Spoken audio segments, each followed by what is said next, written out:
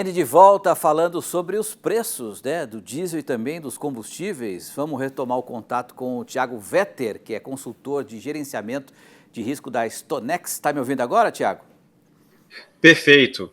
Obrigado mais Bom, uma vez boa pela... noite, pessoal. Boa noite. Deixa eu te refazer a pergunta, né, para o nosso público que, Uhum. de repente, não acompanhou o início. A gente estava falando sobre o fato da Petrobras, em 13 anos, é a primeira vez que passa o ano inteiro de 2024 sem reajustar o preço do diesel. Essa informação é importante. Nós mostramos aqui que em um ano a variação do petróleo, né, não sofreu grandes alterações. O preço se manteve, mas tivemos aí o câmbio mostrando uma desvalorização do real de 27% frente ao dólar. Aí a pergunta que eu te fiz, e te faço de novo, é se a Petrobras teve prejuízo nesse período e se vai conseguir manter esses preços por muito tempo. Perfeito. Então, vamos para a primeira parte da pergunta, né? Se a Petrobras teve prejuízo durante esse ano de 2024. E o primeiro ponto é que a gente analisa essa pergunta, né, esse tópico, no viés do preço de paridade de importação. Ou seja, quanto que custaria para o consumidor brasileiro, que é a distribuidora, né, que vai comprar esse diesel A, misturar com biodiesel e fornecer para os postos para que eles possam vender. Esse preço de paridade de importação ele flutuou muito ao longo do tempo, embora os preços de petróleo, né, tenham começado o ano de 2024 e de 2025 muito similares.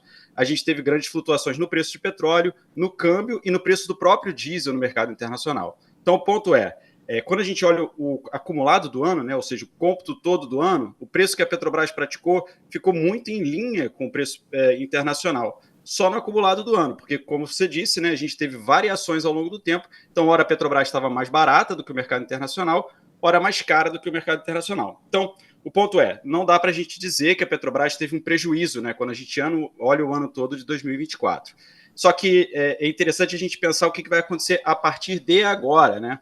Bom, 20 a 25% do diesel do Brasil, do diesel A, é importado. Isso é precificado ao preço internacional, não importa o que a Petrobras queira, né? Porque a gente tem as distribuidoras comprando de importadores que praticam o preço internacional. Então, a gente está com o câmbio desvalorizado, né? Ou seja, o câmbio está acima de 6, a gente não vê uma perspectiva de reversão nisso no curto prazo, e recentemente a gente teve altas bem interessantes, bem expressivas no petróleo. Tá? O petróleo chegou a bater $80 por barril na sessão de hoje, e o diesel teve uma alta ainda mais forte, tá? Uma alta ainda mais expressiva, em função do clima nos Estados Unidos, que está frio, e aí isso requer lá um consumo de diesel.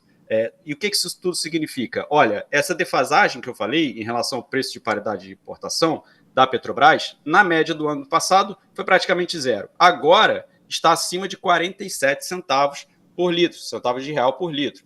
Ou seja, a Petrobras está mais barata do que o produto internacional mais competitivo em 47 centavos de real por litro. Bom, isso, né, o mercado continuando dessa forma, precificando esses fundamentos, pode levar a Petrobras a fazer uma alta no futuro, ou seja, nos próximos meses, para recompor esse preço que agora se aproxima de uma defasagem muito alta.